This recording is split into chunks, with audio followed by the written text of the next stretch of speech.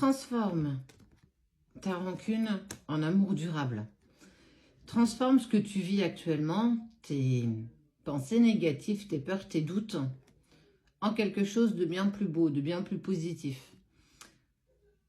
Avec de la rancune, j'ai envie de te dire, tu ne fais clairement pas grand-chose. On voit, ça sert à rien d'avoir de la rancune, ça sert à rien de ressasser le passé.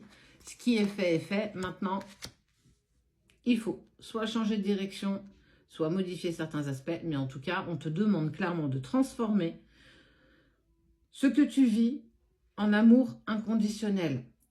On le répète assez souvent, c'est un chemin spirituel, c'est un chemin d'amour spirituel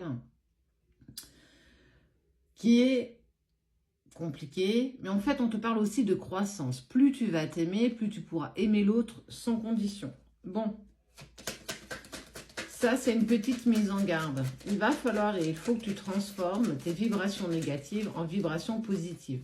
Autant que tu puisses, personne ne te demande d'être happy toute la journée, de vivre dans le monde des bisounours parce que ça n'existe pas.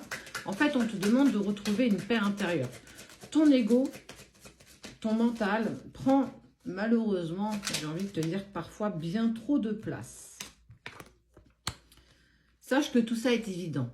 C'est-à-dire que c'est une évidence. Tu peux douter et c'est normal de douter. Et si tu ne passes pas par le doute, tu n'es peut-être pas dans ce parcours. Le doute te permet de te remettre à ta place. Le doute te permet en fait surtout de pas rêver à des choses inaccessibles. Ça te permet de remettre chaque émotion dans chaque case parce que n'oublions pas que nous sommes des êtres humains venus expérimenter, enfin des êtres de lumière venus expérimenter la vie sur Terre. Et clairement, on voit que parfois, nos émotions prennent trop de place, trop.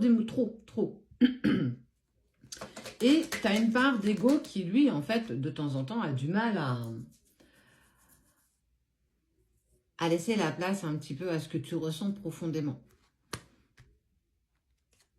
Cette connexion que tu as avec l'autre, c'est déjà la connexion que tu peux avoir avec toi. La connexion que tu as avec l'autre, cet amour inconditionnel que tu as pour cette personne parce que tu l'aimes profondément et passionnément, c'est déjà avant tout pouvoir et accepter l'amour que tu dois t'apporter à toi-même. Alors ouais, je peux ressasser ça tous les jours, mais ça part tellement de ça. Tout prend son sens à partir du moment où tu prends conscience du chemin que tu dois parcourir pour toi.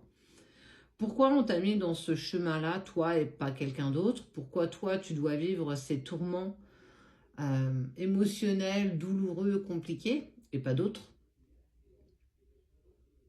Parce que c'est une sacrée aventure. Et cette aventure, elle est belle à vivre, quoi que tu puisses me dire. Elle est belle à vibrer. Mais à un moment donné, il faut prendre une décision.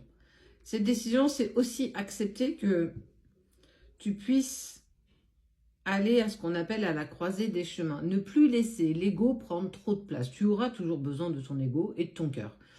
Mais il faut que tu laisses derrière toi la rancune, l'amertume que tu peux avoir en lien avec ton autre, ta relation sacrée, c'est ce que je voulais dire. Plus tu seras dans une rancune, plus ce sera compliqué pour toi d'avancer. En fait, tu peux incriminer une personne, ou en tout cas une chose, c'est la situation dans laquelle tu es. C'est celle-là qui est inconfortable. C'est pas tant l'autre, c'est pas tant toi, c'est la situation, en tout cas dans l'instant où tu es, qui est inconfortable. Cet amour que tu n'arrives pas à donner à une personne que tu aimes profondément, à une personne qui refuse intégralement de te parler, donc il met de la distance et du silence, et que ça te met en travail impressionnant, parce que c'est la seule et unique personne qui, entre guillemets, te tient tête. C'est la seule et unique personne qui ne va pas dans le sens que toi tu désires. Pourquoi? Parce qu'il est poussé à aller vers une autre direction de celle-ci. Ça veut dire que c'est pas toi qui fuis. C'est pas toi. C'est pas la personne qui fuit. C'est ce que tu vibres. Tes émotions négatives, tes rancunes, tes incompréhensions, tes questionnements, tes doutes, tes peurs, c'est tout ça qui le pousse à prendre de la distance avec toi. Et quand on regarde les choses, et pour le coup, tu pourras que confirmer, et je t'invite à me le laisser en commentaire, me faire partager ton expérience. 2, quand tu te mets en silence, en fait pas en silence, mais en lâcher prise, c'est là qu'il revient. C'est quand tout va bien dans ta vie que, bim, il réapparaît dans celle-ci. Eh bien, j'ai envie de te dire pourquoi. Pourquoi il revient? Bah parce qu'en fait, tu n'es plus en dualité. Tu n'es plus en train de courir après lui. Tu n'es plus en train de courir après quelque chose qui ne vient pas à toi. Et donc, forcément, il n'y a plus cet aimant qui est retourné où, en fait, il a beau essayer d'avancer et, en fait, il est repoussé. Et, en fait, quand tu es en lâcher prise, cet aimant revient à la bonne place et ça y est, vous revenez ensemble. Matériellement, enfin, je veux dire, comment te dire? C'est le bazar un petit peu en ce moment quand même, hein. Plus tu seras dans un véritable et un loyal lâcher-prise en lien avec la situation, et je parle bien de la situation, parfois tu viens à exprimer que c'est l'autre. C'est pas l'autre, c'est la situation qui te met dans l'inconfort et qui te met dans la douleur, c'est pas lui. Plus tu es en lâcher-prise, et peu importe ta relation, plus l'autre aura tendance à revenir. Parce qu'en fait, il ne ressent plus de tension, il ne ressent plus d'ego, il ne ressent plus ta tristesse. C'est pas qu'il ne veut pas t'aider et t'accompagner sur ça, c'est que on lui demande inconsciemment à s'éloigner de toi pour que tu puisses travailler ces plans-là. Et quand tu les travailles et que tu vas dans un total lâcher-prise et que tu n'attends rien, c'est là qu'il réapparaît en fait. On te demande d'accepter ce combat et la croisée des chemins. On te demande aussi d'accepter que tu auras les réponses plus tard. Le temps est un allié, je le dis régulièrement. On a tendance parfois à se dire « Ah ouais, mais ça fait longtemps que j'attends, ça fait des semaines, ça fait des mois. » Parfois, ces relations, elles mettent des années à se mettre en place parce qu'on a besoin de beaucoup plus de temps pour se réaligner avec soi-même et comprendre dans quelle direction nous devons aller. Tant que tu ne comprends pas la direction dans laquelle tu dois aller, ça veut dire accepter, c'est lâcher prise, transforme la rancune que tu as et l'amertume et peut-être même ta tristesse en amour durable et inconditionnel. Tu récoltes ce que tu sèmes. Si tu sèmes quelque chose qui ne va pas, tu vas récolter quelque chose qui est à la lumière de ce que tu as semé.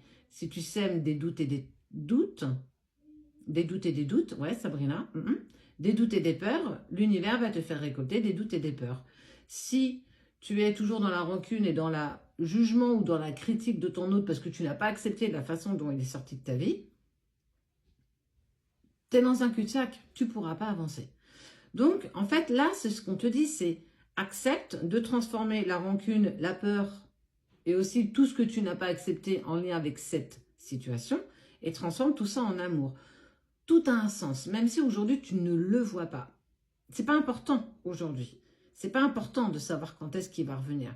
Là, ce qui est important, c'est qu'est-ce que toi tu es capable d'accepter pour être en paix avec tout ça. C'est de toi qu'on parle. Plus tu avanceras sur ton chemin, plus tu seras en accord avec ça, plus ce sera facile à ton autre aussi d'avancer. L'un ne va pas sans l'autre. Tout est conditionné par ton travail personnel. Que tu l'acceptes ou pas, ceci dit. Ça veut dire que tu peux être en droit de ne pas l'accepter, mais ne t'attends pas à ce que les choses bougent. C'est un petit peu le chien qui se mord la queue.